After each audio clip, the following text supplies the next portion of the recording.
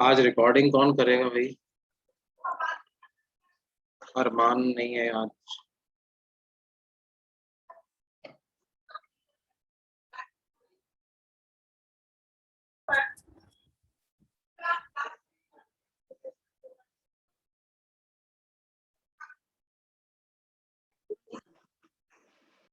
I have started the recording.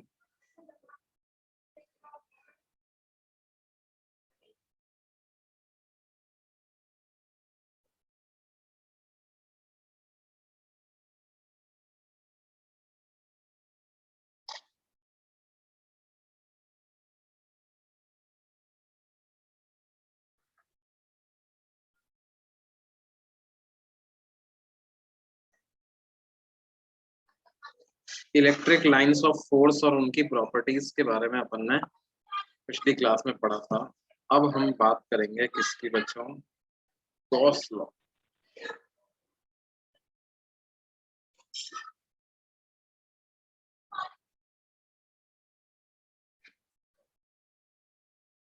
अच्छा, कुछ homework भी डिस्कशन करना बाकी था क्या हमारा?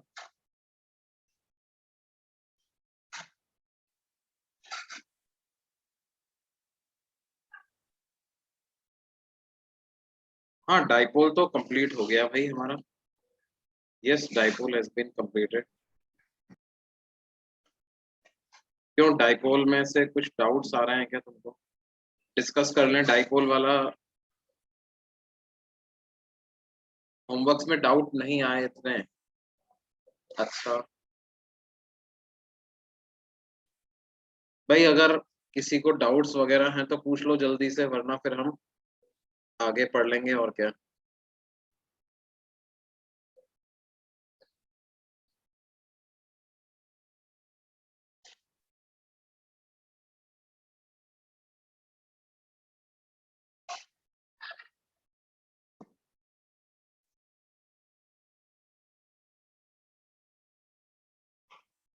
पार्ट 2 का H5 में डाउट है,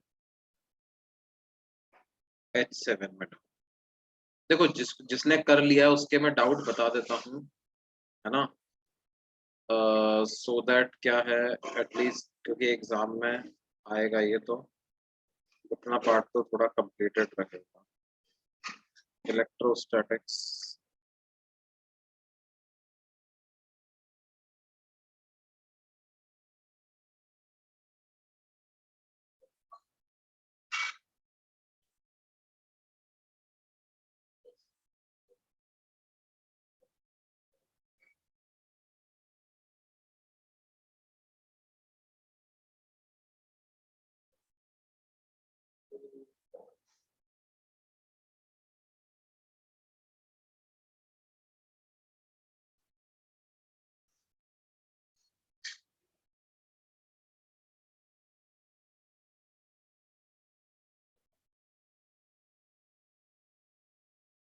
पार्ट 2 से H5 और H7 में डाउट। ठीक है, तो पार्ट 2 पे ही चलते हैं सीधा।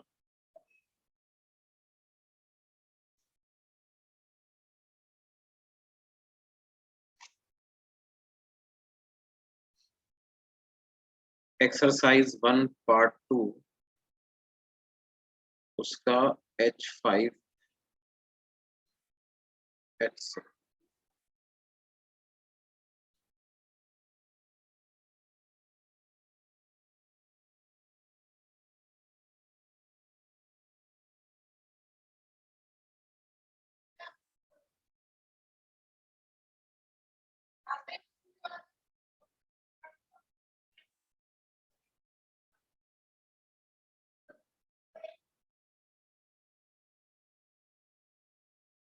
2 opposite and equal charges of magnitude 4 into 10 की power -8 coulomb when placed 2 into 10 की power -2 centimetre apart।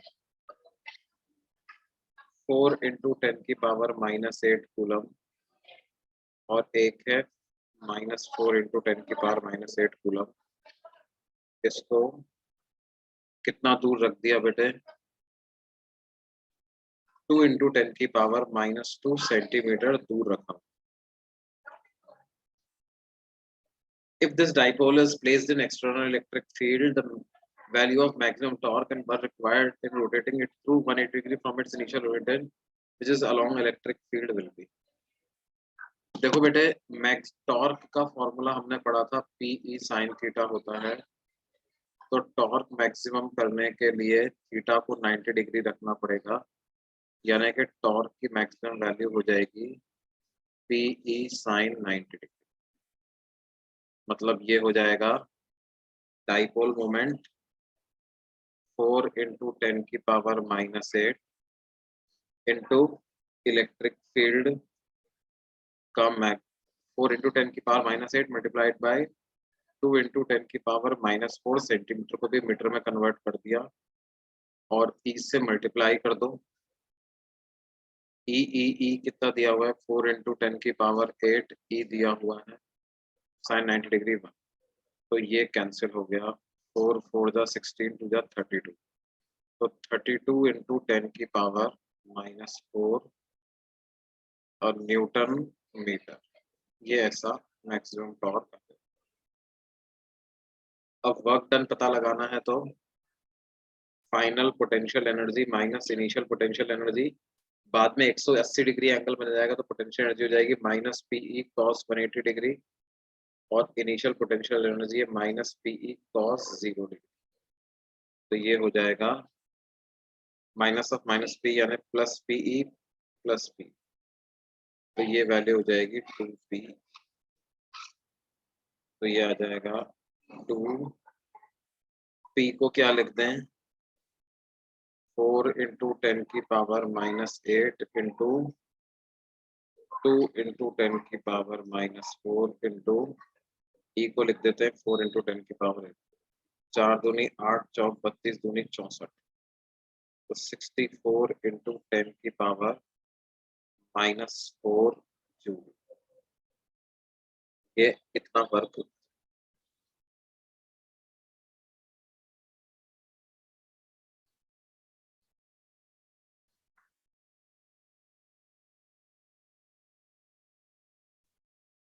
Sir formation क्या है? हाँ बेटे, फॉर्मेशन हाँ हाँ, अभी आए हो क्या तुम?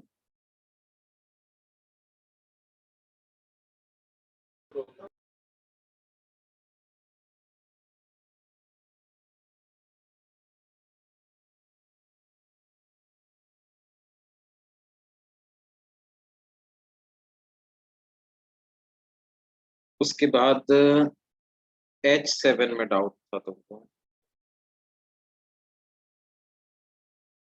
H7 की यदि बात करें अपन, the force between two short electric dipoles separated by distance r is directly proportional to, ये तो r की पावर -4 आता है, पढ़ा था अपन ने। P1 P2 दो डाइपोल हैं, एक डाइपोल को मान लेते हैं कि वो दूसरे डाइपोल के नॉन यूनिफॉर्म फील्ड में रखा हुआ है, तो P2 into d/dr of P1 को क्या लिख देंगे, 2k P1 by r cube. तो 2k P1 P2 इधर आ गया, r की पावर -3 का क्या डिफरेंशिएशन है, -3 r की power -3 -6k P1 P2 by r की पावर 4। तो फोर्स r की पावर -4 के डायरेक्टली प्रोपोर्शनल आ गया, ऐसा बोल सकते हैं,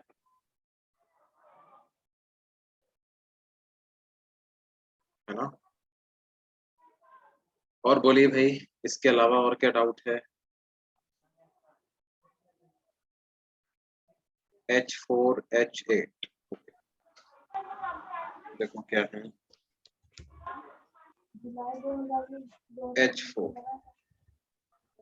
H4 मतलब क्या है, dipole of electric dipole moment P is placed in a uniform electric field of strength E if theta is angle between the positive directions of P and neither potential energy of electric dipole is largest when। देखो potential energy क्या होती है, ये होती है -PE cos theta. तो cos theta की सबसे ज्यादा नेगेटिव वैल्यू हो जाएगी तो पोटेंशियल एनर्जी सबसे ज्यादा पॉजिटिव हो जाएगी। तो फॉर यू मैक्स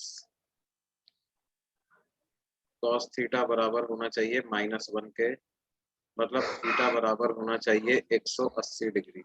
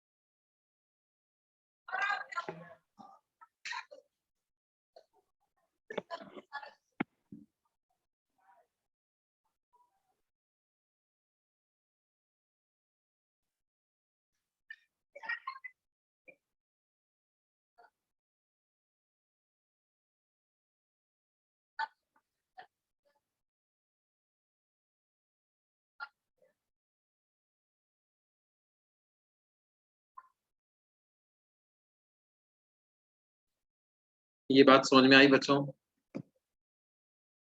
फिर H6 में भी डाउट था, है ना? H6 क्या है भाई?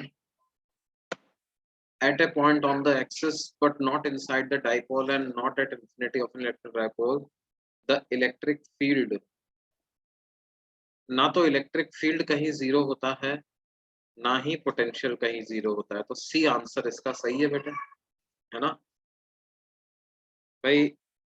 वो इधर इन पॉइंट्स पे और इन पॉइंट्स पे पूछ रहे हैं। तो पोटेंशियल का क्या फॉर्मूला होता है?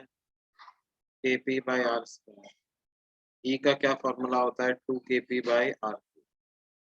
तो if you are neither at infinity nor between the dipoles,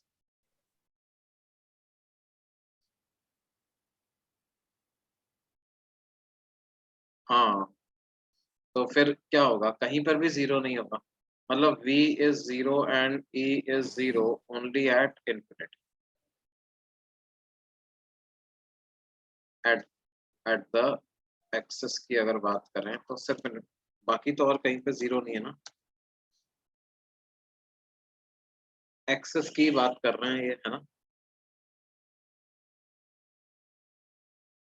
H8 में डाउट होगा, देखो H8 तो अच्छा क्वेश्चन है ही सही। H8 में क्या दिया हुआ है कि एक सर्कल है, सर्कल के सरकमफेरेंस पर 3 डाइपोल रखे हुए हैं अलोंग द टेंजेंट।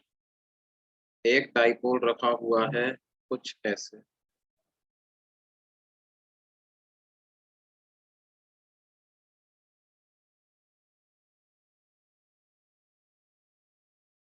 दूसरा डाइपोल रखा हुआ है कुछ इस प्रकार से,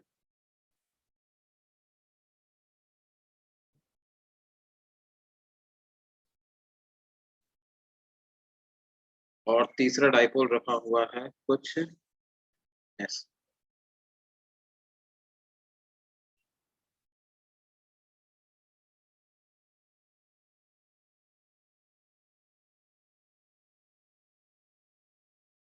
अब क्या है? और ये बोल रहे हैं कि साहब ये जो इन डाइपोल्स के पोजीशन वेक्टर्स हैं, इनके बीच में एंगल 120 120 ये पी पी पी इस तरह के तीन। The magnitude of electric field at the centre of the circle is. अच्छा, ये पहले वाले का एरो मैंने उल्टा बना दिया है, इसको मुझे चेंज करना पड़ेगा। इसका एरो कुछ इस तरह। अब देखो इस वाली ये वाला डाइपोल इधर इलेक्ट्रिक फील्ड किधर प्रोड्यूस करेगा? इनके करस्पॉन्डिंग इलेक्ट्रिक फील्ड देखो, ये जो सेंटर वाला पॉइंट है वो सबके लिए इक्वेटोरियल वाला पॉइंट है, तो सबके सब अपने पी के अपोजिट डायरेक्शन प्रोड्यूस, जैसे पहले वाले ने इधर प्रोड्यूस किया, दूसरा वाला जो प्रोड्यूस करेगा वो कुछ इस प्रकार से प्रोड्यूस करेगा, और तीसरा वाला जो प्रोड्यूस करेगा वो कुछ इस प्रकार से प्रोड्यूस।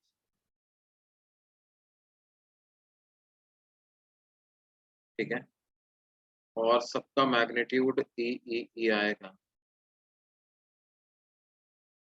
और ये एंगल 60-60 डिग्री आ जाएंगे। तो E plus E cos 60 plus E cos 60 करना है बच्चों, तो बेसिकली ई ही आ जाएगा, ये 2 ही आ जाएगा।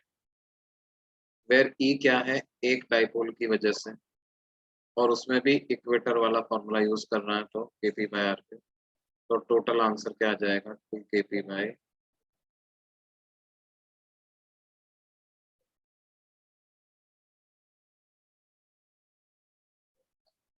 H4 में kp cos theta by R square होता है ना?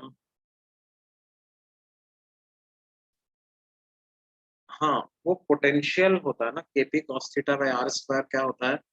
पोटेंशियल। यहाँ पे क्या पूछा है? Potential energy. एक डाइपोल की एक्सटर्नल इलेक्ट्रिक फील्ड में पोटेंशियल एनर्जी ये होती है, ठीक है? एक डाइपोल की वजह से potential kp cos theta by R square. ये H4 नहीं है, ये नीचे कुछ और क्वेश्चन लिखा हुआ। नीचे वाला क्वेश्चन कौन सा है? ये है H6।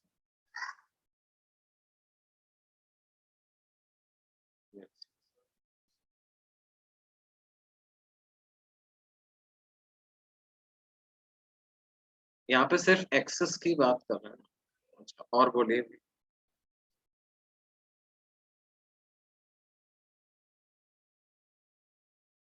ये हो गया बच्चों।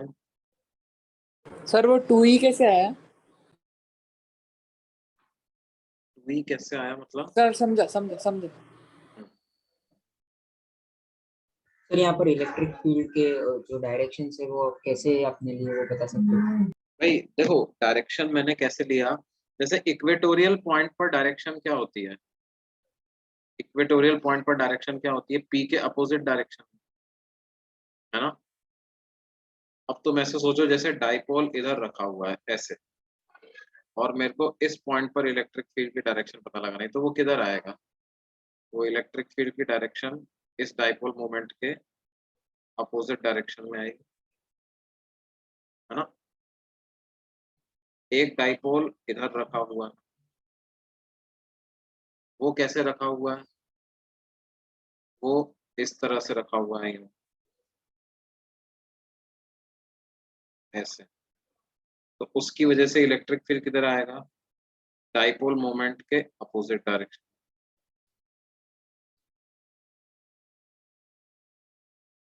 और एक डाइपोल ऊपर रखा हुआ था ऐसे, तो उसकी वजह से इलेक्ट्रिक फील्ड किधर आएगा? उसके डाइपोल मोमेंट के अपोजिट।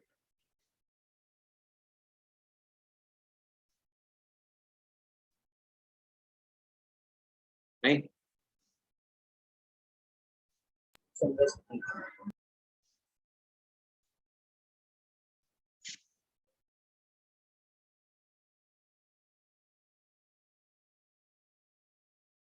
और बोलो भाई।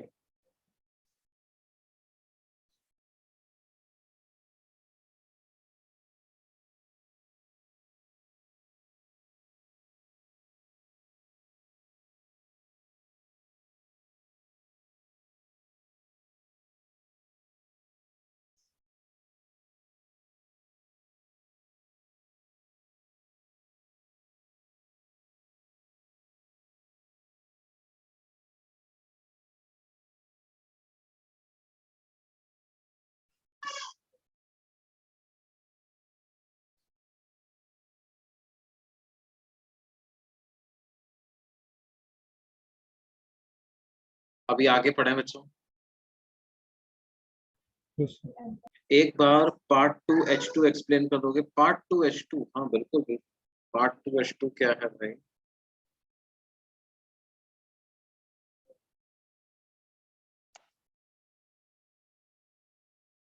भाई क्या दिया हुआ है हमको? An electric dipole of dipole moment vector P is placed at the origin along x-axis. Angle made by electric field with the x-axis at a point P, whose position vector makes an angle theta with the x-axis. देखो बेटे, जैसे ये dipole है और एक ऐसे point पर हमें इलेक्ट्रिक फील्ड पता लगाना है कि जिस पॉइंट का पोजीशन वेक्टर एक्स एक्सिस के साथ थीटा एंगल बना। तो हमने कहा है कि जो इलेक्ट्रिक फील्ड होता है वो इस आर वेक्टर के साथ फाई एंगल बनाता है, इस आर वेक्टर के साथ फाई एंगल बनाता है, राइट?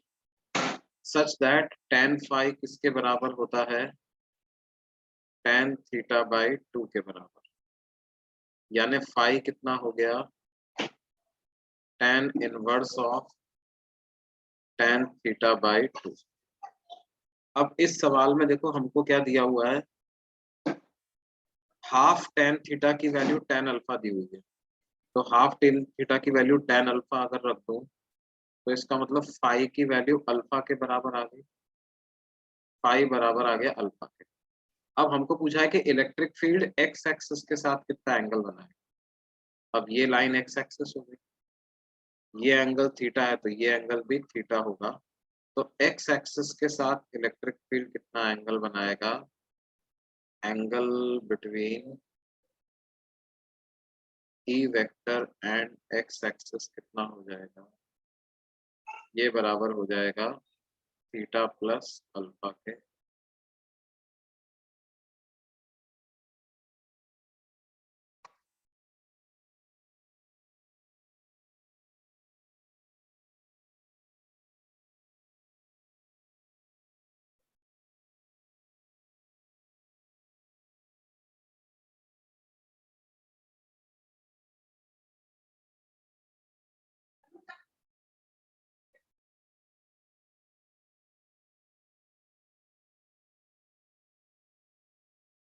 समझ आया बेटे?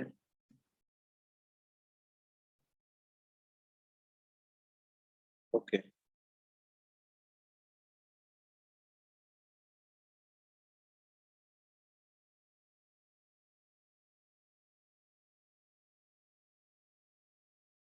देखो डाइपोल के क्वेश्चन बनाने में क्या तुमको थोड़ी मतलब ज्योमेट्री का ध्यान रखना पड़ेगा।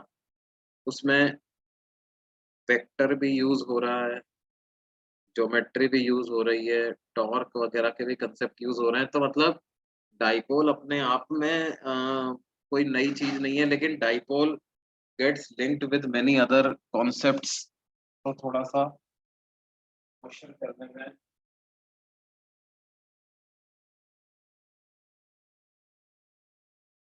बच्चों को दिक्कत महसूस होती है।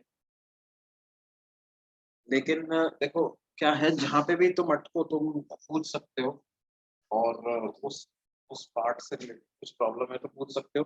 प्रैक्टिस करने से सही हो जाएगा। तुम क्वेश्चंस कर लो इस पे ढूंढ के, मतलब शीट में से कर सकते हो क्वेश्चन।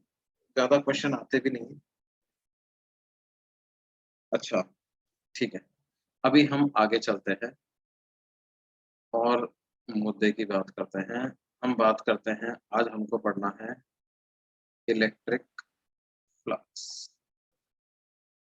ये इलेक्ट्रिक फ्लक्स क्या हो? देखो बेटे, इलेक्ट्रिक फ्लक्स को फाई सिंबल से डिनोट किया जाता है। ये एक स्केलर क्वांटिटी होती है।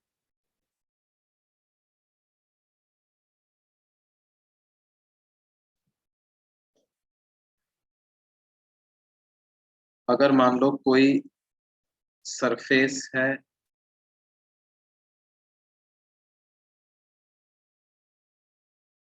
This is some surface S, और इसका एरिया है ए, ठीक है।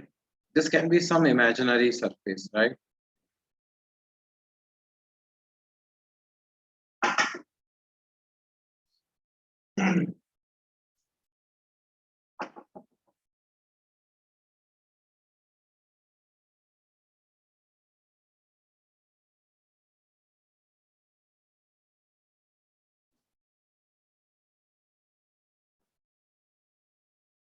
अब देखो हम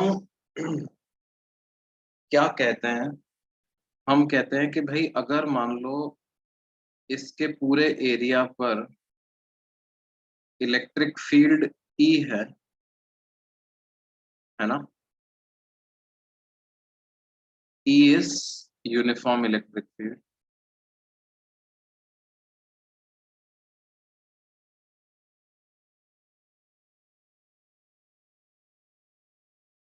और इस पर एक नॉर्मल अगर मैं ड्रॉ करूं, ये प्लेन सरफेस है, और ये प्लेन सरफेस पे नॉर्मल की डायरेक्शन है, नॉर्मल और ई के बीच का एंगल थीटा है। तो जो इस सरफेस से फ्लक्स पास होगा उसको डिफाइन किया जाता है E into area into cos, E A cos theta. इसको कैसे पढ़ते हैं? इसको ऐसे पढ़ते हैं, this is flux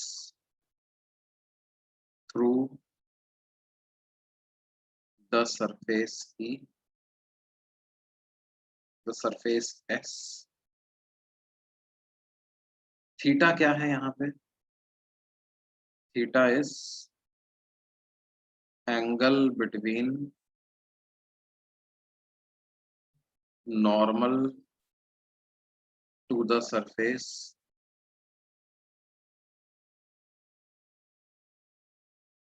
and intensity of electric field.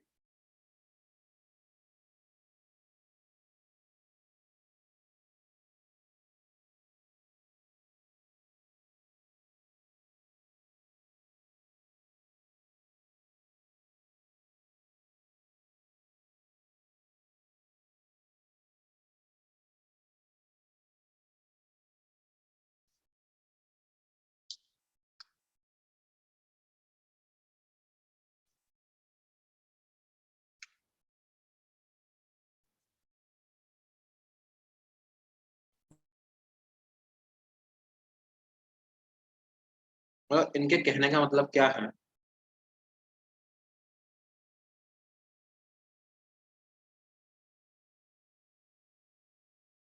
कि अगर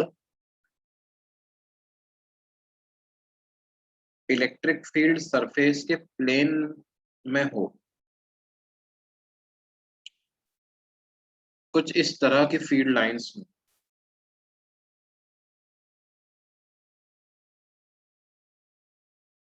तो फ्लक्स जीरो कहा जाए।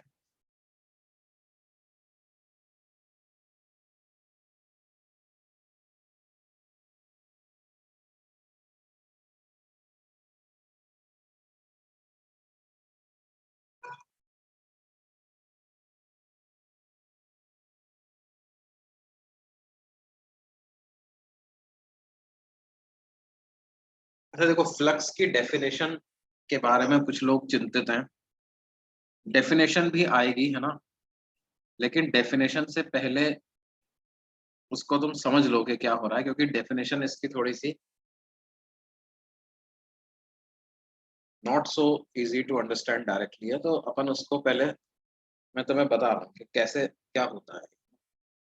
वो बिना डेफिनेशन के तुम्हें एक फील ले लो उसकी क्या होता है।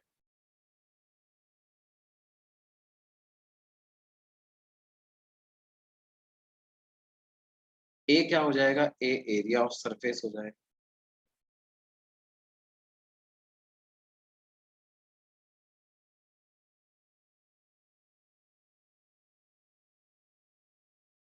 अच्छा, इसको कई बार ई डॉट ए भी लिख देते हैं। क्या लिख देते हैं? ई डॉट ए, जहां पर ए वेक्टर को कह देते हैं एरिया वेक्टर। एरिया वेक्टर का मैग्नीट्यूड क्या होता है? वो तो एरिया के बराबर ही होता है। और डायरेक्शन क्या होती है?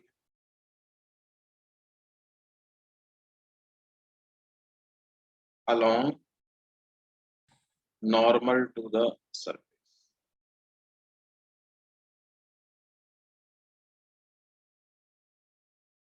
Along normal to surface.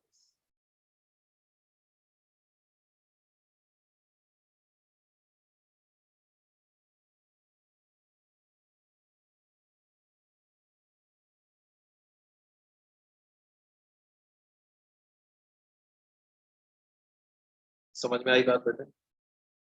मतलब एरिया वेक्टर एक ऐसा वेक्टर होगा जिसकी डायरेक्शन सरफेस के परपेंडिकुलर हो।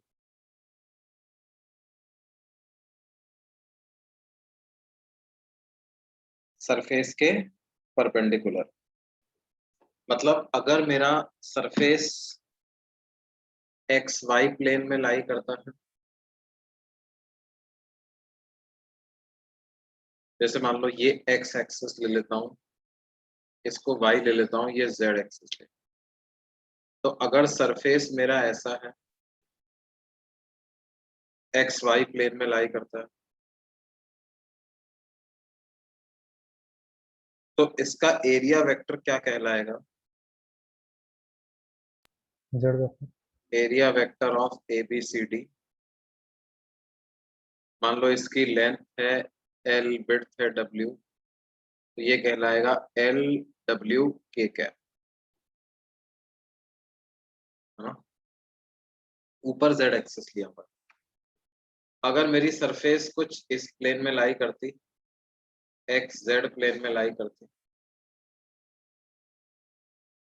PQRS सरफेस होती, तो इसका एरिया वेक्टर क्या कहलाता। मान लो इसकी एक साइड है L1, एक साइड है L2, तो ये कहलाता L1 L2 I cap.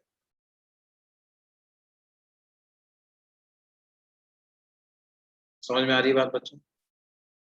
L1 L2 J cap, sorry L1 L2 J cap.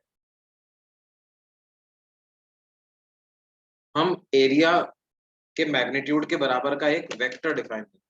Is it compulsion that E must be uniform? नहीं, ऐसा फ्लक्स कैलकुलेट करने के लिए E का यूनिफॉर्म होना कोई जरूरी नहीं।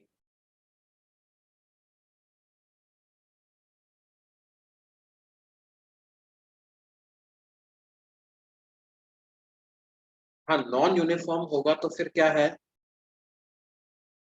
जैसे अलग अलग जगह पर E अलग अलग होगा, है ना, तो फिर इंटीग्रेशन करके निकालना पड़ेगा।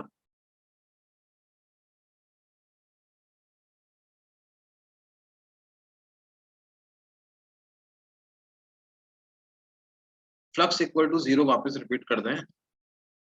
देखो बेटे, जैसे ये वाली सरफेस मैंने ली थी, है ना,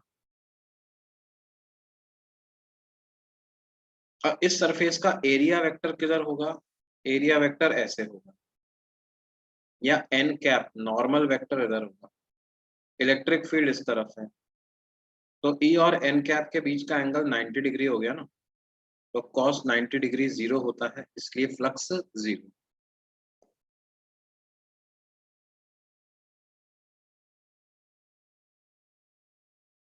अच्छा, ये एरिया वेक्टर की डायरेक्शन समझ में आई सबको। अगर कोई लूप YZ प्लेन में लाई करता था,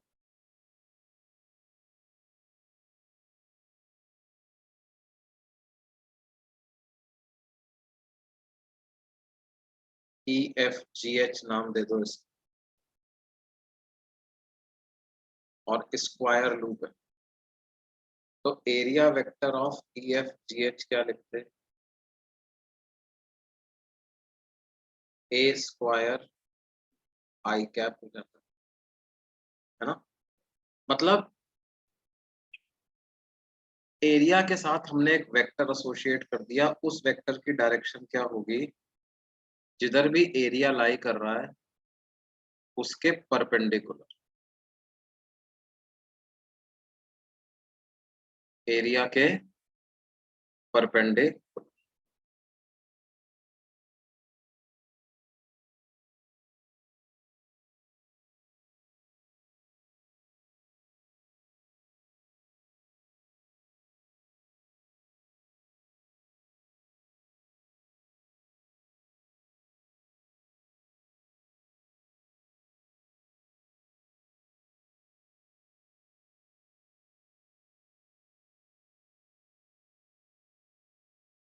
अच्छा, देखो एक जेन्युइन डाउट पूछना है। सर प्लस आई कैप प्लस जे कैप लेना जरूरी है क्या? हम इधर भी ले लें, नीचे ले लें। देखो जनरली क्या किया जाता है कि ऐसी डायरेक्शन ली जाती है जब तक कि कंपल्शन ना डाला जाए, कंपल्शन ना डाला जाए तो ऐसी डायरेक्शन ली जाती है कि फ्लक्स पॉजिटिव आए, है ना। मतलब या तो क्वेश्चन में हमें कोई कही दे कि आप प्लस के कैप को पॉजिटिव लो, या कोई कह दे कि नहीं नेगेटिव जेड के कैप के डायरेक्शन में एरिया वेक्टर लो, तो एक अलग बात है। वरना हम हमारी मर्जी से ऐसी डायरेक्शन चुन सकते हैं कि फ्लक्स पॉजिटिव आ जाए।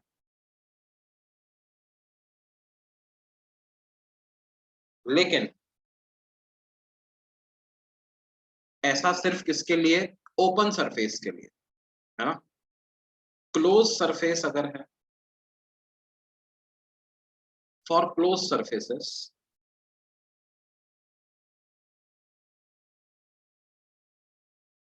क्लोज सरफेस जैसे कैसे, दैट इज स्फेरिकल सरफेस हो गया, क्यूब हो गया, क्यूबॉइड हो गया, क्लोज्ड सिलेंडर हो गया,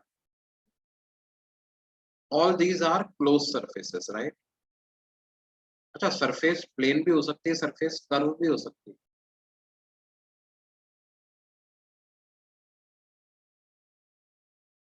तो क्लोज सरफेस के लिए area vector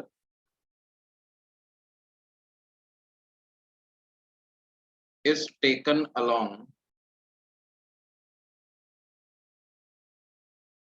outward normal,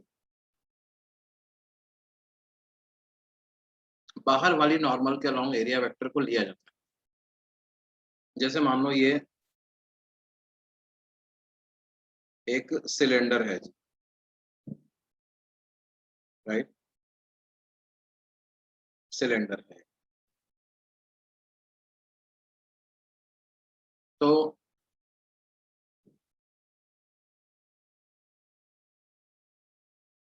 curve surface पे भी तो नॉर्मल तो बना ही सकते हैं, है ना। तो इसमें जैसे ये वाली कर्व सरफेस है, यहाँ पे एरिया वेक्टर इधर बाहर, इस ये फ्लैट पार्ट का एरिया वेक्टर इधर लो, इधर एरिया वेक्टर इधर लो, इधर एरिया वेक्टर ऐसे, है ना। आउटवर्ड नॉर्मल के अलोंग एरिया वेक्टर लिया जाए। समझ में आई बात। किसके लिए, क्लोज सरफेस के लिए ये मतलब रूल बनाया जाता है।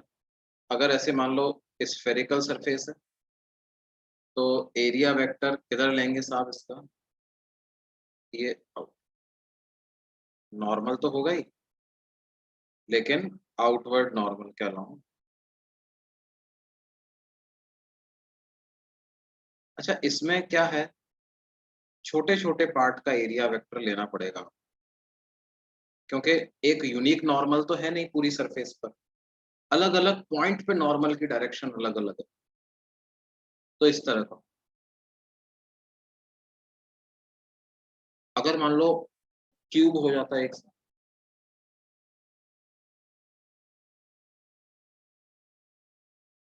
ऐसा क्यूब दे देते हैं हम,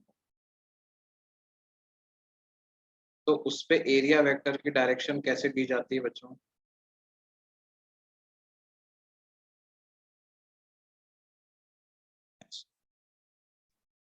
6 फेसेस हैं, 6 का अलग एरिया वेक्टर आएगा, लेकिन वो आएगा आउटवर्ड नॉर्मल के दिशा में।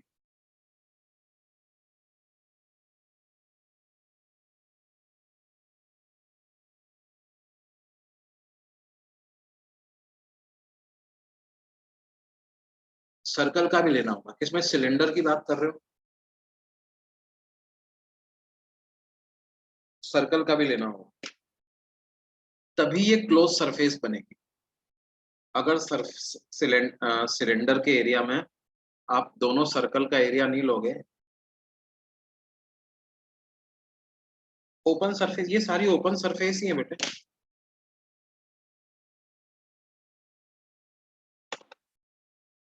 कोई भी 2 dimensional body is an open surface. जैसे ये ओपन सरफेस है, ये ओपन सरफेस, ये ओपन सरफेस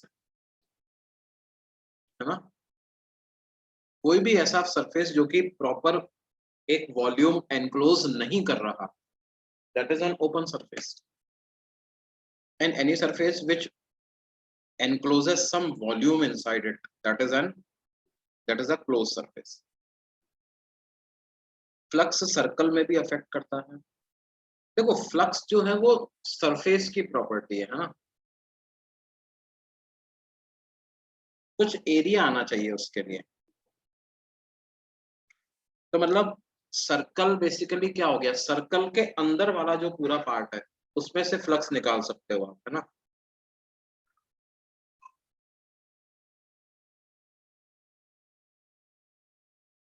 खाली सरकमफेरेंस पे से नहीं निकालेंगे, बिल्कुल बिल्कुल, उसके कहने का मतलब क्या है, उसके कहने का मतलब ये है कि सर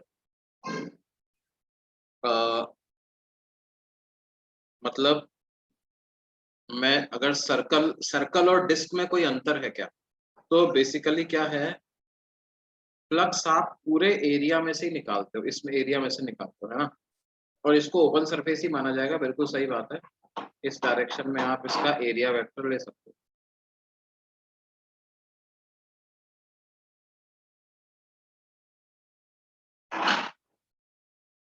अच्छा, अब अगर जैसे ये ऐसी सरफेस हो गई, तो ये भी एक तरह की क्या है, एक ओपन सरफेस ही है। This is also an open surface but curved है, this is curved open surface, right. ऐसी सरफेस हो गई, सेमी सिलेंड्रिकल सरफेस हो गई, तो ये सरफेस बेसिकली क्या हो गई, दिस इज अ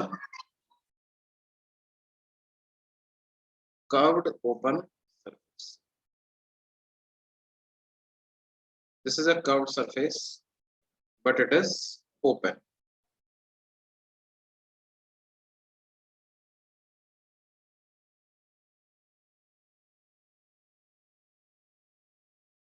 इन सब में से फ्लक्स निकाला जा सकता है ना। अच्छा, अब इनमें तो सर हर जगह एरिया वेक्टर अलग अलग है, बिल्कुल सही बात है, एरिया वेक्टर अलग अलग है, तो इन सरफेस में क्या करेंगे अपन, अपन जैसे ये छोटा सा पार्ट लेंगे, ऐसा छोटा सा पार्ट, अब इसको तो प्लेनर मान सकते हैं, इसका तो कोई एक यूनिक नॉर्मल वेक्टर हो जाएगा, है ना। इसका एरिया वेक्टर को लिख देंगे डी ए वेक्टर, तो इसका फ्लक्स कैसे निकालेंगे, डी फाई निकाल लेंगे। यहाँ पर इलेक्ट्रिक फील्ड अगर इधर है तो ई डॉट डी ए वेक्टर कर देंगे, उससे इस छोटे से पार्ट में फ्लक्स आ जाएगा, और टोटल फ्लक्स पता करने के लिए अपन E dot D A vector को इंटीग्रेट कर देंगे, या integral E D A cos theta कर देंगे। अब जैसे ई अलग जगह पे अलग अलग है, तो उसको भी इंटीग्रेशन के अंदर ही रखो, थीटा वेरी करता जाएगा, अलग अलग जगह पर थीटा वेरी करता जाएगा, है ना।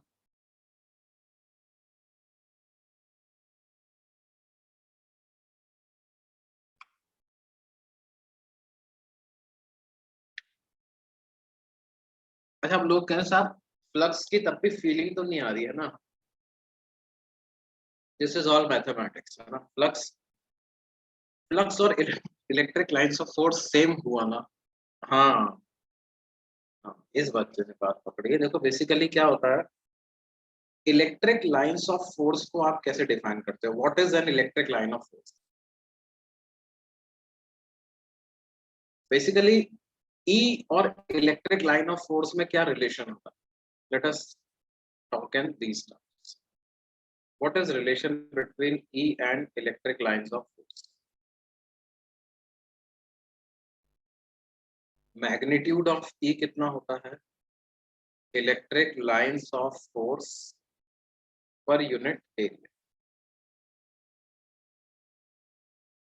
है ना। तो यानी अगर किसी एरिया में से एन फील्ड लाइंस पास हो रही हैं, एन फील्ड लाइंस पास हो रही हैं किसी एरिया में से,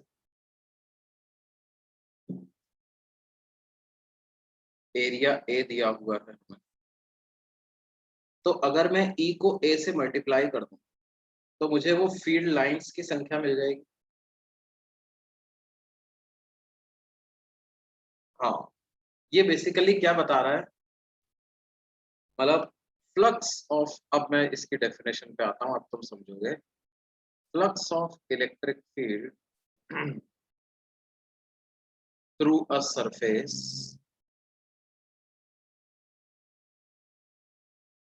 is equal to number of electric lines of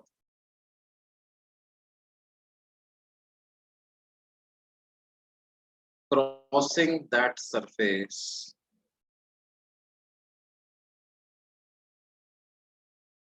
perpendicular.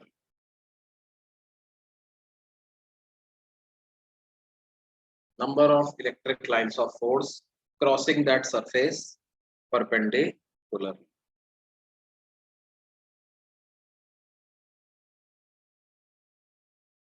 Number of electric lines of force crossing that surface perpendicularly. एक सरफेस को कितनी इलेक्ट्रिक फील्ड लाइंस क्रॉस करके जा रही हैं, ये बेसिकली क्या बताता है, उस सरफेस से पास होने वाला फ्लक्स, है ना? Yes, only perpendicular, right? कि अगर मान लो ये एरिया ऐसा, और अगर मान लो इलेक्ट्रिक फील्ड इसके बिल्कुल ग्रेजिंग तरीके से निकल जाए, ऐसे निकल जाए, तो हम क्या कहेंगे?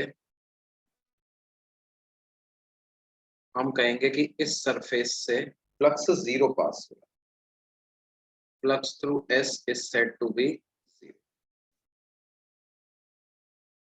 और अगर मान लो ऐसा हो जाए कि सरफेस कुछ इस तरीके की है बच्चों,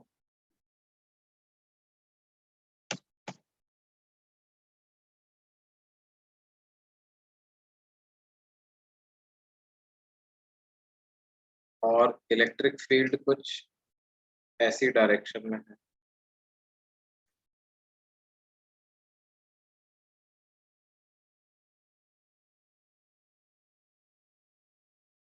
सच दैट नॉर्मल के साथ एंगल थीटा बन रहा है, तो इस केस में क्या होगा? देखो, ई cos थीटा वाला जो कंपोनेंट है that will contribute to the flux, E sin theta वाला कंपोनेंट की वजह से फ्लक्स जीरो होगा, है ना? और इलेक्ट्रिक फील्ड क्या होती है? नंबर ऑफ फील्ड लाइंस पर यूनिट एरिया। तो इलेक्ट्रिक फील्ड को अगर मैं अब एरिया से मल्टीप्लाई कर दूं तो जो मेरे को मिलेगा वो फ्लक्स मिल जाएगा।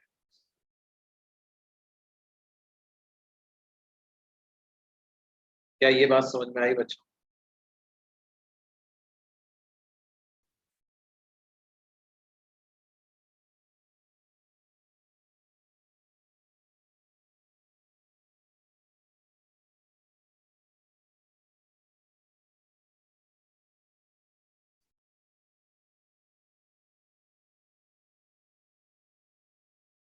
किसी सरफेस से फ्लक्स मतलब उस सरफेस से पास होने वाली, क्रॉस करने वाली, है ना, उस सरफेस को परपेंडिकुलरली क्रॉस करने वाली फील्ड लाइंस।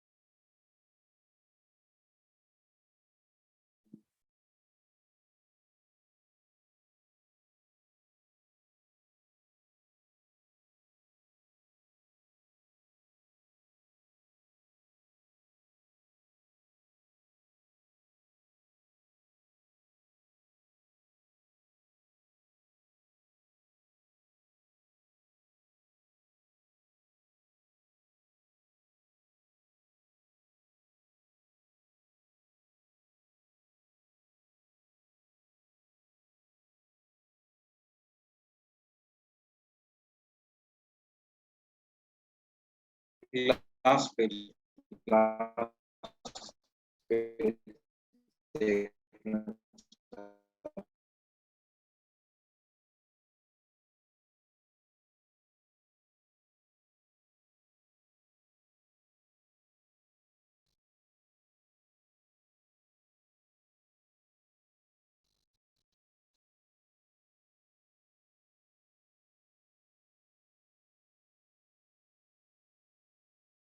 हाँ,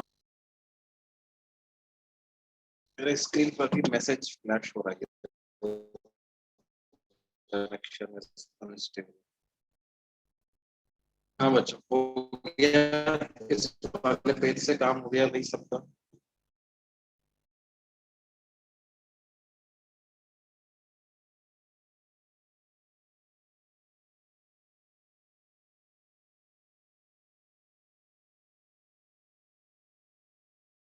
अभी ठीक आ रही है क्या? कुछ पार्ट चाहते हो जो मैं दोबारा बोलूं, दोबारा रिपीट करूं? Any part which you want me to repeat?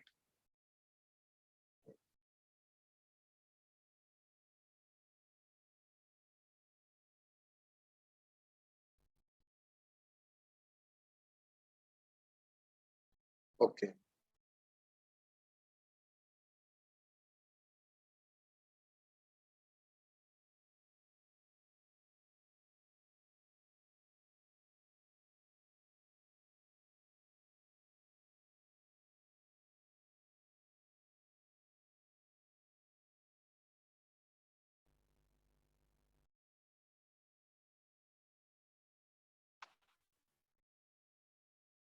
देखो, मान लो हमसे कहा जाए कि electric field in a region E vector is equal to E naught by 2 I cap plus E naught by 3 j cap. Find flux of E vector through a surface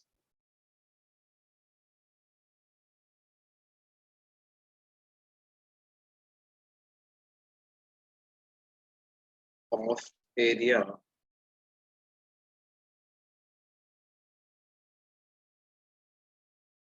A square and which lies in, let's say, which plane? YZ.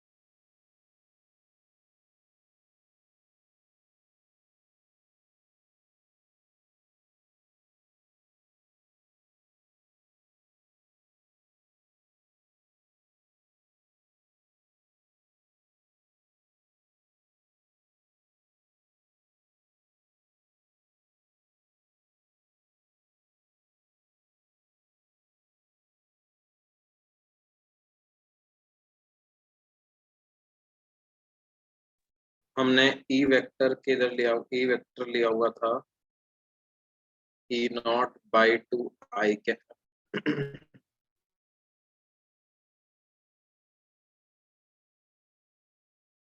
Plus A हुआ था A square किस प्लेन में? Y Z plane. तो अब इसको तो हम डायरेक्टली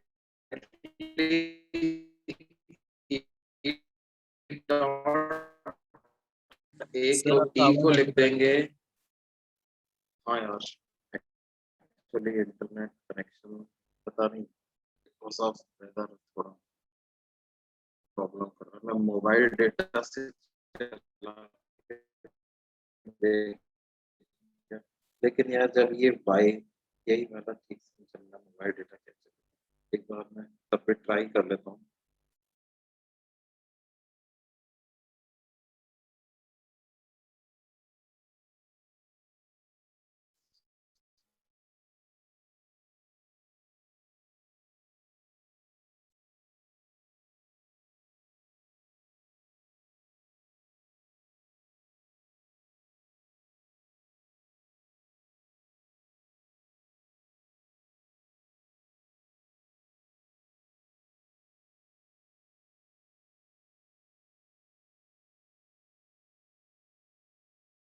अच्छा देखो अभी थोड़ा ठीक आ रहा है क्या? यस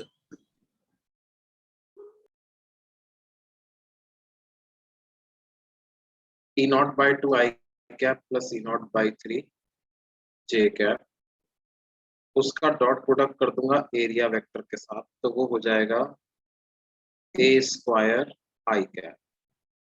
क्योंकि वाई जेड प्लेन में है तो वाई जेड के परपेंडिकुलर एक्स एक्सिस होता है। अब I cap dot I cap 1 हो जाएगा, I cap dot J cap 0 हो जाएगा, तो हमारा आंसर क्या आ जाएगा? E naught by two into A square. ये ऐसा फ्लक्स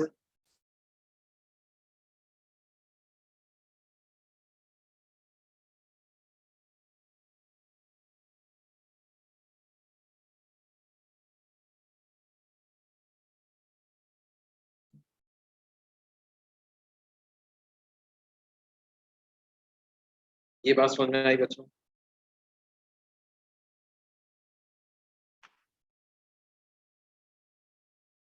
यस सर।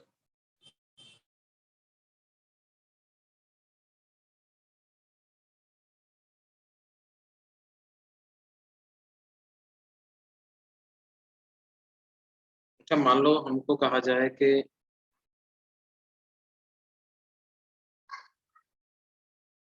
एक स्क्वायर सरफेस है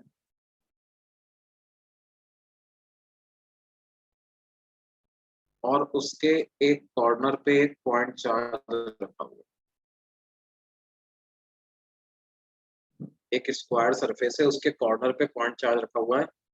ये पॉइंट चार्ज ही इलेक्ट्रिक फील्ड प्रोड्यूस कर रहा है। तो इस पॉइंट चार्ज के इलेक्ट्रिक फील्ड का फ्लक्स पता लगाना है थ्रू द स्क्वायर।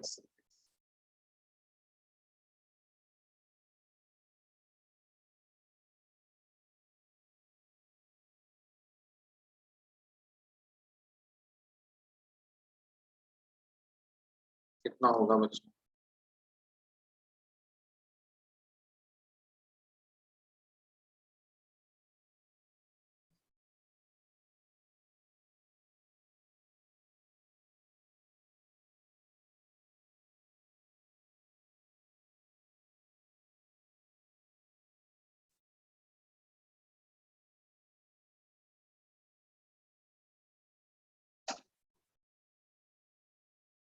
अब देखो इसमें इलेक्ट्रिक फील्ड का डायरेक्शन भी हमको ही सोचना है और अकॉर्डिंगली फ्लक्स कैलकुलेट करना।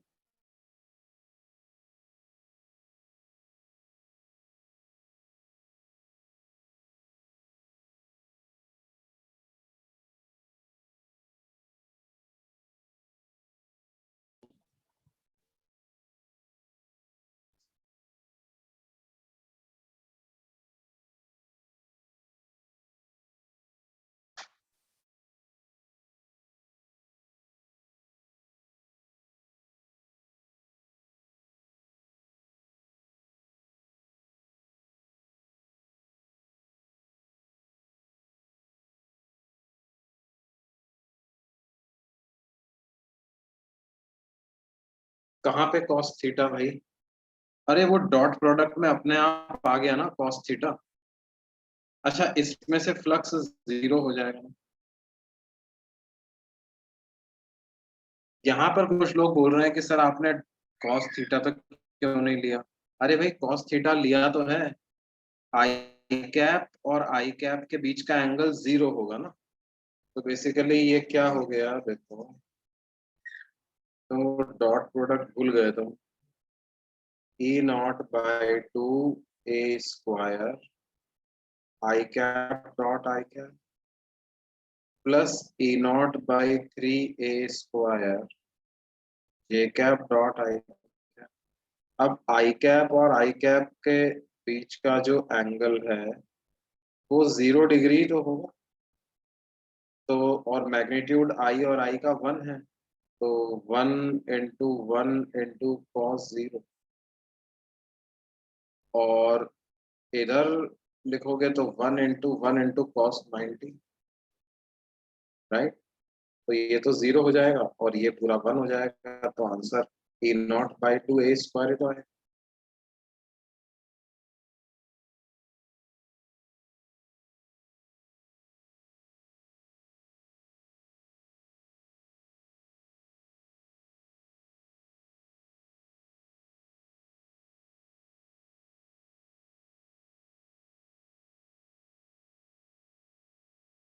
समझ में आई बात भाई?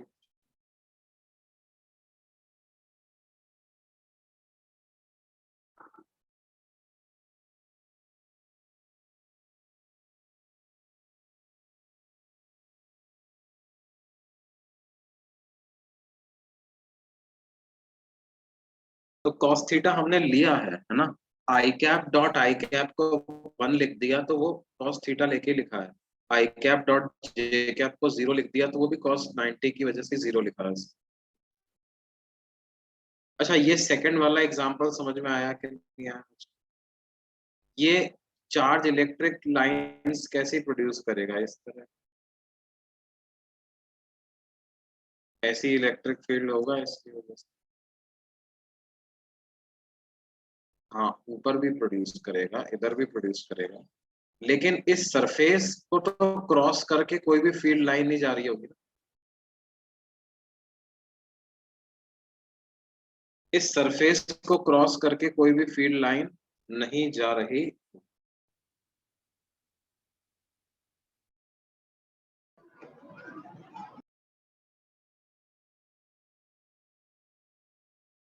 तो इस सरफेस में से तो फ्लक्स कितना हो जाएगा, 0।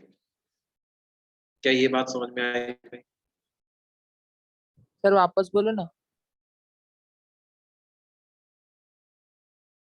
भाई जितनी भी ये फील्ड लाइन प्रोड्यूस करेगा, क्योंकि ये कॉर्नर पे ही रखा हुआ है, तो वो सबकी सब फील्ड लाइन इसके पैरेलली निकल जाएंगे ना, ये जो सरफेस है इसके पैरेलल ही निकल जाएंगे, ओके सर। है ना। अगर मान लो ये चार्ज थोड़ा ऊपर रखा हुआ होता, ऐसे रखा हुआ होता, तो फिर फील्ड लाइन इसको क्रॉस करके जाती, लेकिन यहाँ पे तो ऐसा नहीं है, यहाँ पे तो कहाँ रखा हुआ है, बिल्कुल उसी के प्लेन में रखा हुआ है, तो of course electric flux will be 0।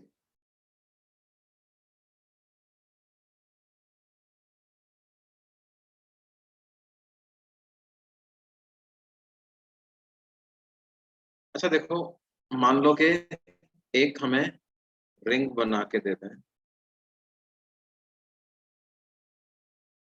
ये इस तरह की एक रिंग है R रेडियस की, ठीक है, और यहाँ से √3r डिस्टेंस पर एक पॉइंट चार्ज रखा हुआ है Q। अब हमको बोल रहे हैं calculate flux through the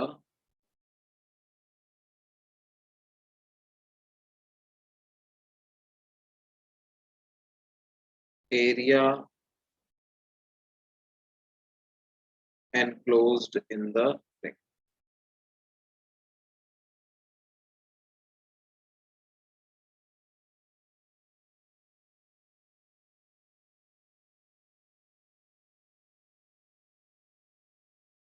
Calculate flux through the area enclosed in the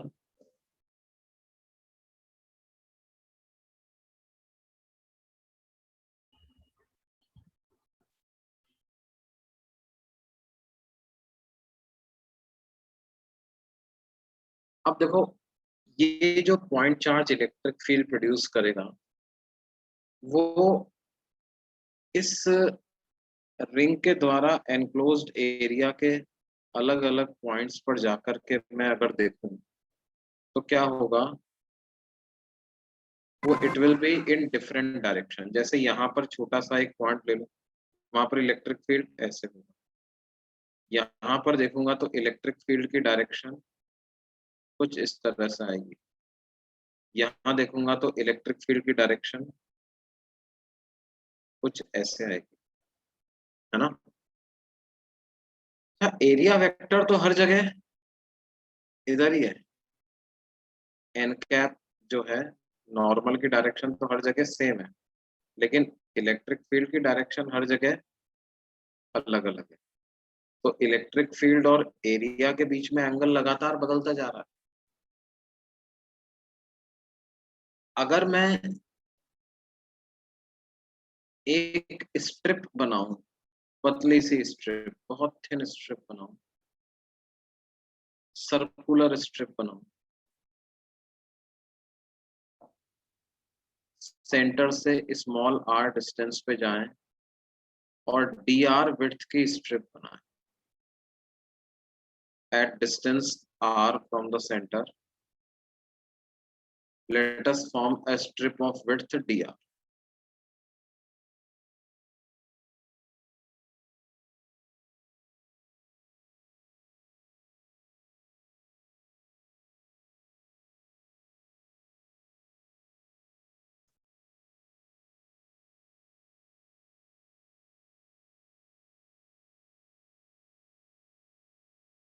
तो इस dr का जो एरिया वेक्टर है और यहाँ पर जो इलेक्ट्रिक फील्ड है उनके बीच में ये वाला एंगल बनेगा और ये एंगल भी थीटा होगा।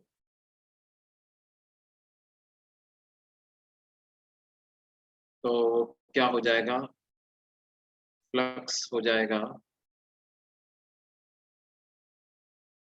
यहाँ पर इलेक्ट्रिक फील्ड इनटू इस स्ट्रिप का एरिया इनटू कॉस थीटा, ये डी फाई। और ई को क्या लिख देंगे बच्चों, ई क्या है, इस पॉइंट चार्ज की वजह से इस जगह पर इलेक्ट्रिक फील्ड का मैग्नीट्यूड, तो वो हो जाएगा k Q upon small r square plus 3r square into 2 pi r dr into cos theta. Cos theta की वैल्यू भी क्या लिख देंगे, √3r upon r square plus 3r का अंडर रूट। तो ये हो जाएगा k Q into 2 pi into √3r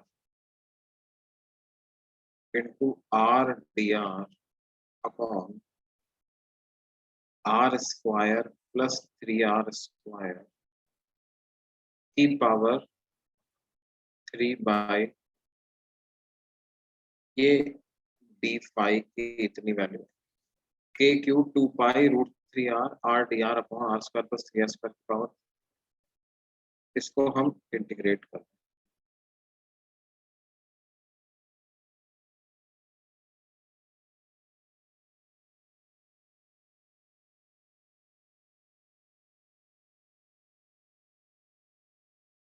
zero से कैपिटल R तक तो पूरा फ्लक्स आ जाएगा।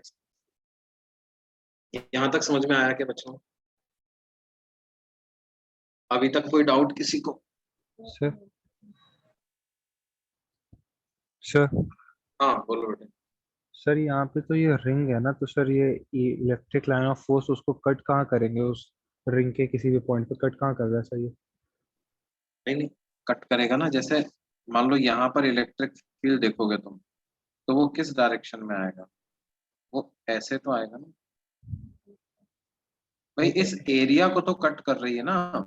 सी आई एम नॉट इंटरेस्टेड कि वो मटेरियल में से पास हो रही है कि नहीं आ रही, जो इसने एरिया एनक्लोज किया हुआ है उस एरिया में से तो पास हो रही है ना। Yes sir. समझ रहे हो बेटे? Okay sir. इस रिंग ने जो एरिया एनक्लोज कर रखा है, जो ये वाला एरिया है, उस एरिया में से तो पास हो रही है ना, तो उसी एरिया में से तो फ्लक्स निकालना है। Yes sir. समझ रहे हो भाई? Yes sir.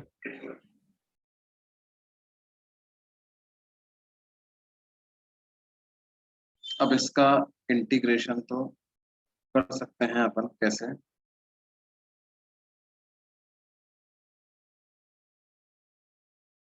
ये के को आप 1/4πε0 लिख दो पहले, तो Q√3R/2ε0, Q into √3R divided by 2ε0, ये तो ऐसा आ जाएगा, और integral R/dr upon R² plus 3R² की पावर 3। अब R² प्लस 3R² को हम रख देते हैं कितना, T², यानी कि 2R/dr की वैल्यू बराबर आ जाएगी 2T dt के। तो R/dr की वैल्यू T dt के बराबर आ जाएगी, तो ये आ जाएगा Q√3R/2ε0 R/dr is equal to T dt divided by T² की पावर 3/2। अब लिमिट्स ऑफ इंटीग्रेशन हम चेंज कर सकते हैं। स्मॉल r की वैल्यू जब 0 थी तो T² 3R² के बराबर था, यानी T√3R के बराबर था। जब स्मॉल r कैपिटल R के बराबर हो जाएगा तो T2R के बराबर हो जाएगा। तो फ्लक्स आ जाएगा कितना, Q√3R/2ε0 multiplied by integral of dt upon, नीचे t³ आएगा, ऊपर t है तो dt/t² रह जाएगा। ये √3R से 2R तक जाएगा। Q√3R/2ε0 dt/t² का इंटीग्रेशन -1/t होगा, सो तो 2ε0 1/√3R 2ε0 -1/, ये R से R कैंसिल हो जाता है, तो ये आएगा Q/2ε0 इंटू 1 माइनस √3/, ऐसा फ्लक्स की वैल्यू। क्या ये समझ में आया भाई? Yes sir.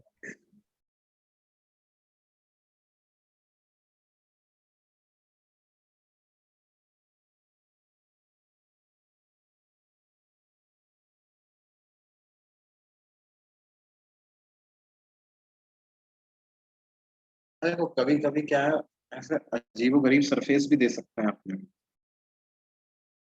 मान लो हमको कह दिया जाए कि लास्ट क्वेश्चन में अपने -2 से डिवाइड नहीं करा इंटीग्रेशन के टाइम। कहाँ पे बेटे? लास्ट क्वेश्चन में तो नीचे -2 से डिवाइड भी होएगा ना, देखो। वो कर दिया मैंने सब कुछ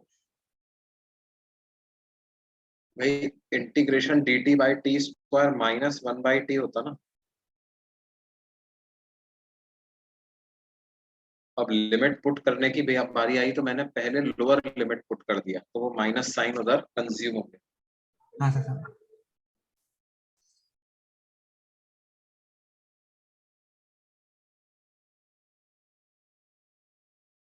सर पीछे से पीछे वाला पेज दिखा सकते हो क्या? ये वाला हाँ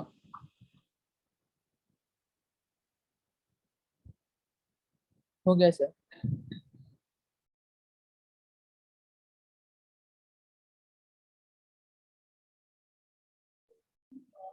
अरे टी क्यूब बनेगा ना पीछे, टी किधर किधर बेटे?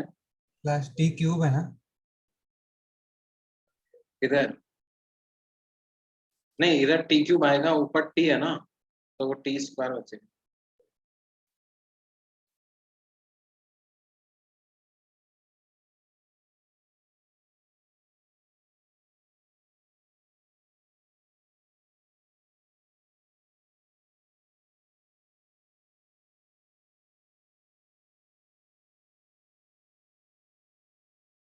इंटीग्रेशन के बाद टी क्यूब की बात कर रहे हो क्या तुम? इंटीग्रेशन के बाद तो -1/t नहीं सर, आएगा। समझ गया सर। अच्छा आप देखो, जैसे कुछ अजीबोगरीब सरफेस की बात कर, ऐसा भी सरफेस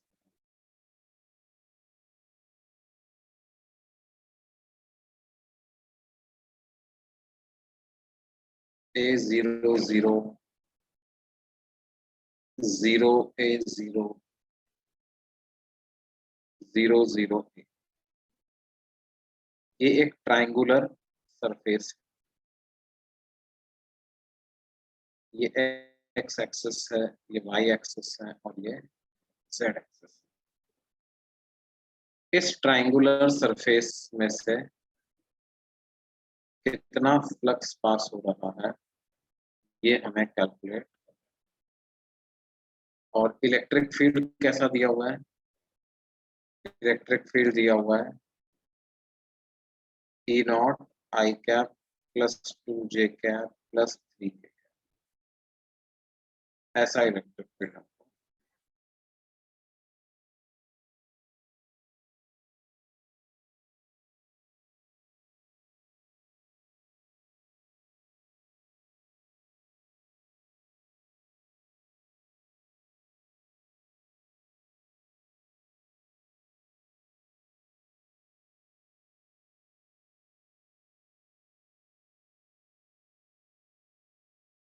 देखो इसको तुम ऐसे विजुअलाइज कर सकते हो कि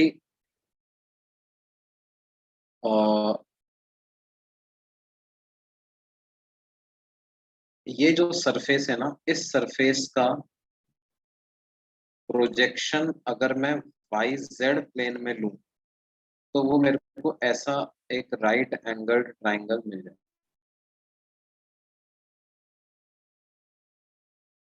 एक्स वाई प्लेन में लूं तो वो कुछ इस तरह का राइट एंगल ट्राइंगल मेरे को,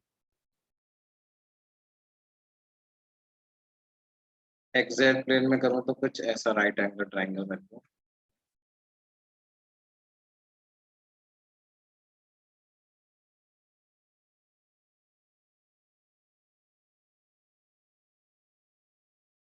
या तो बेसिकली फिर अब फ्लक्स अगर मेरे को लिखना है तो जो वाई जेड प्लेन में जो मैंने एरिया का प्रोजेक्शन लिया है वाई जेड वाला, उसके परपेंडिकुलर तो सिर्फ एक्स कंपोनेंट है, तो मिल जाएगा ई नॉट मल्टीप्लाइड बाई इस वाई जेड प्लेन में जो ट्राइंगल बन रहा है उसका एरिया, तो half into base into height, तो E naught A square by 2 plus, फिर उसके बाद एक्स जेड प्लेन पे आ जाते हैं। तो एक्स जेड प्लेन ये रहा, इसमें से सिर्फ जे कंपोनेंट का फ्लक्स पास होगा, तो 2 E0 into half into base into area, तो ये E0 ए स्क्वायर के बराबर ये हो जाएगा, प्लस ये जो एक्स वाई प्लेन इसमें से 3E0 multiplied by half into length into breadth करेंगे, तो ये 3E0 ए स्क्वायर। तो टोटल फ्लक्स पता है कितना हो जाएगा?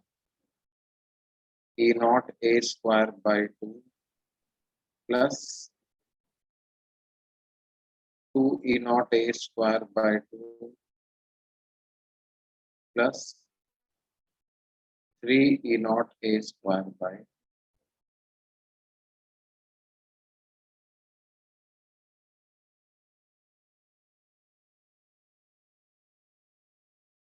तो ये बराबर आ जाएगा 3E0 ए स्क्वायर। ये बात समझ में आती है मुझे? ये बराबर आ जाएगा 3E0 ए स्क्वायर। सर इसमें एबीसी जो ट्रायंगल फॉर्म कर रहे हैं वो काउंट नहीं करेंगे? मतलब मैंने वो मान लिया कि उस ट्राइंगल, इस ट्राइंगल, देखो इस ट्राइंगल में से मान लो पहले एक एक करते हैं। जैसे आई कैप वाले का तुमको फ्लक्स पता लगाना होता है वाले का, इस तो कौन सा एरिया काउंट होता इस ट्राइंगल का जो आई कैप के परपेंडिकुलर डायरेक्शन में प्रोजेक्शन है, वही काउंट होता ना। तो वो ये वाला एरिया लिख दिया। समझ रहे हो बेटे? इस पूरे ट्राइंगल का अगर अपन वाई जेड प्लेन में प्रोजेक्शन लें तो यही तो आएगा।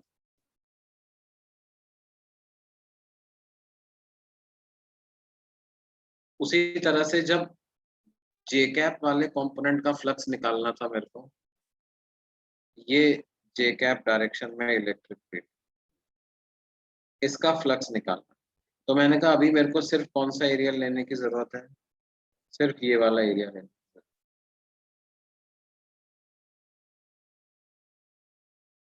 क्योंकि इस पूरे ट्राइंगल का आप एक्स जेड प्लेन में प्रोजेक्शन लोगे तो यही एरिया है।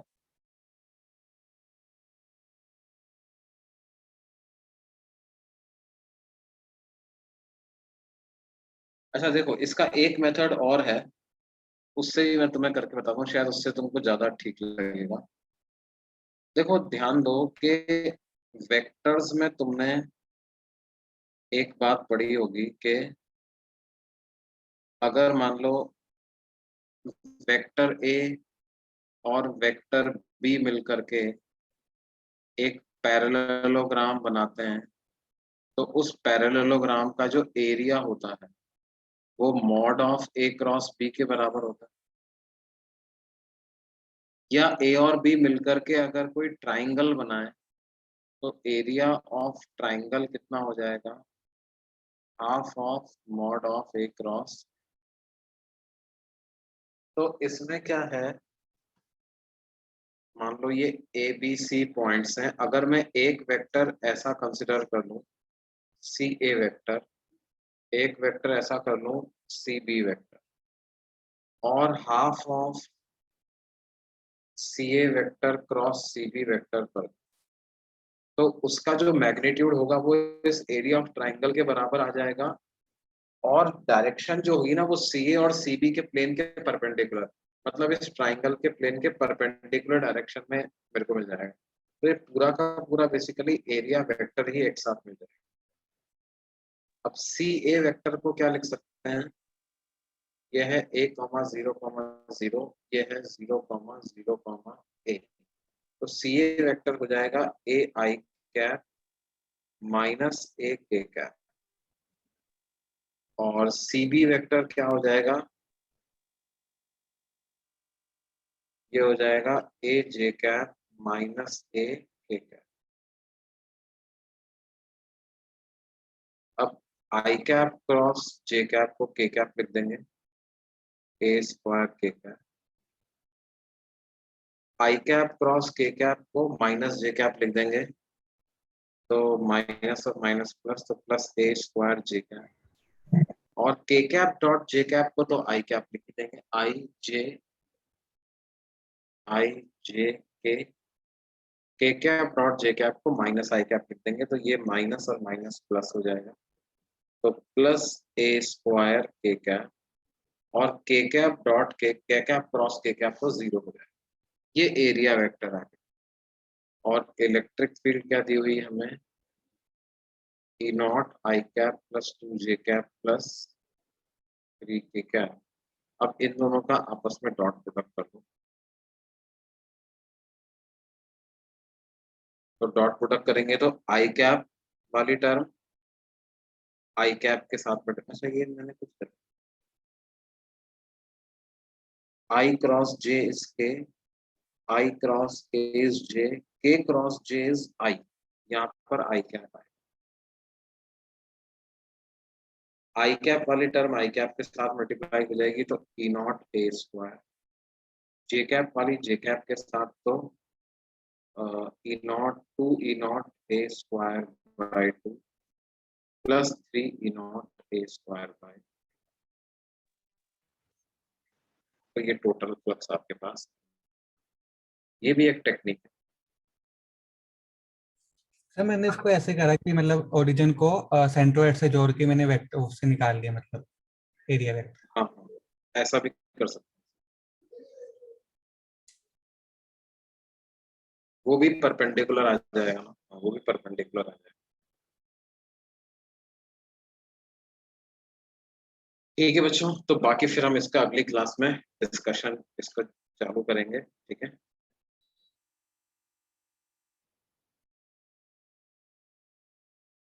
अभी के लिए हम यहीं पे रोकते हैं।